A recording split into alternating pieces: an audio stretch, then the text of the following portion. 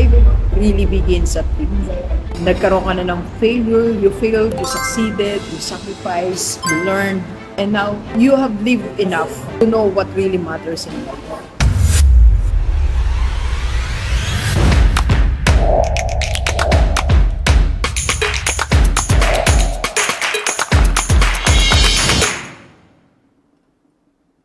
Alright, believers, balik tayo. Usapang age 40. Di ba lagi natin naririnig yan na life begins at 40. What if I tell you that life really begins at 50? Nakikita natin na meron talaga mga tao na their life begins o nagkaroon ng new beginnings ang buhay nila at age 50. Bakit ba nag-i-exist yung life begins at 40? Naniwalaan ko rin yan po before. Nung ako'y 40, totoo naman yan, maraming nabago sa buhay ko at age 40. So bakit nga ba naniniwala tayo dyan o why this concept exists? So first, di ba ito yung time frame kasi natin. So pagkapanganak natin hanggang 20s, in our 20s, early 20s, di ba yan yung time na nangangarap tayo, yung time na natututo tayo. At pag dumating naman yung 20s to 30s natin, ito na yung building process natin. We build our career, kung nagbi-business ka, you build your business, you build your family. And pagdating ng 40s, ito yung we reclaim ourselves. Na parang gusto kong mag-change ng direction. Gusto kong gawin yung purpose ko sa buhay. Yan yung nangyayari at age 50. Parang nasa midlife tayo. So it's a wake-up call sa atin. It's turning 40 reminds us na nakahap na tayo ng buhay natin. So meron pa tayong kalahati na ibubuhay. Paano kung sabihin ko sa iyo na maraming tao na naging successful, hindi lang nagsimula, kundi naging successful sila at age 50. Yes, may mga changes tayo in our 40s, pero for me talaga, iba yung 50 ka. First point, you have lived enough to know what really matters in life. Nagkaroon ka na ng failure, you failed, you succeeded, you sacrificed, you learned, and now, ready ka na para i-share yung wisdom mo. Kasi yung 40, ako experience ko nung 40s, kulang pa ako sa failure eh. So, nung pagtungtong ko ng 50, parang complete na yung failure.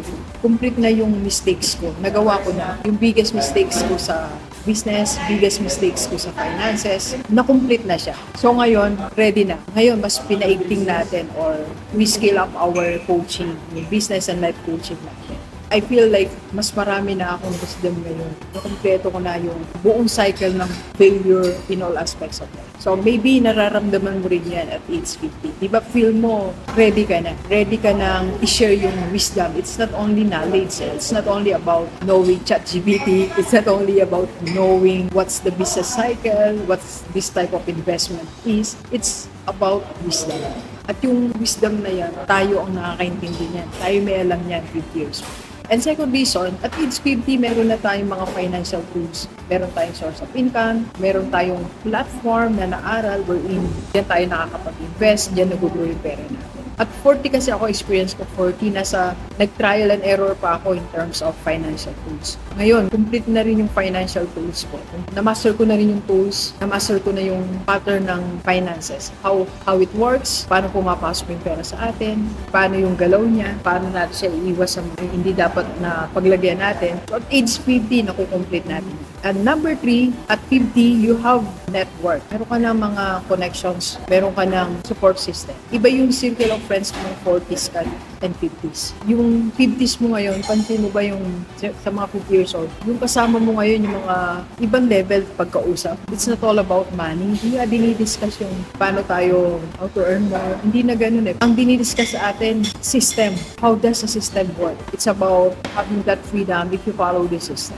And number 4, your focus is sharper. Mas sharp na yung focus mo. You stop wasting time for this venture. Hindi ka na nag-venture sa basta-basta. Meron ka ng clarity. At age 50, klaro sa'yo lahat. Unlike kung age 40, ang age 40, nandyan yung sobrang madami tayong sinusubukan. Ako yan ang experience ko. Marami akong sinubukan na age 40, nag-software tayo, nag-beauty products tayo. Kasi walang clarity. May clarity but not that deep. It's only at age 50 dun ko nakita yung deep clarity, opportunity na meron ako ngayon. And at age 50, ito maganda, based on science, the brain doesn't expire at age 50. Hindi totoo yung 50 na humihina na yung pangintindi natin, humihina na yung pangunawa natin, nagdi-deteriorate na yung brain natin. Hindi po.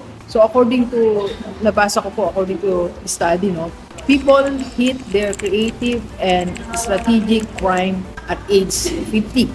So 50 nasa prime yung creative natin. Kaya nga iba na tayo mag-isip at age 50. Iba na din mga strategy natin. Hindi lang basta moves, hindi lang basta activity. We launch or we do this ng naka-strategize. Iba kasi yung nagawa ka lang ng activity sa strategy. And number 6, it's just the start of your legacy stage. Dito pa lang sinisimula yung legacy mo. Kasi at age 20, pag tinanong yung mga 20s, 30s, 40s, ano yung legacy? Wala pa eh. Kasi nasa self-improvement pa lang sila, nasa self-development. Pero at age 50, dito ka na nag-start mag-build. Nag-build ka na ng legacy. That's a business, you're building your legacy in that industry. So dito yung stage na yan nangyayari at age 50. So ang challenge nito sa lahat ng 50 years old, kung feel mo hindi pa nagsisimula ang buhay mo, ngayong 50, it's your prime time. I can help you. Again, PM mo ako sa personal natin. Let's go. Kape po tayo. Kape po.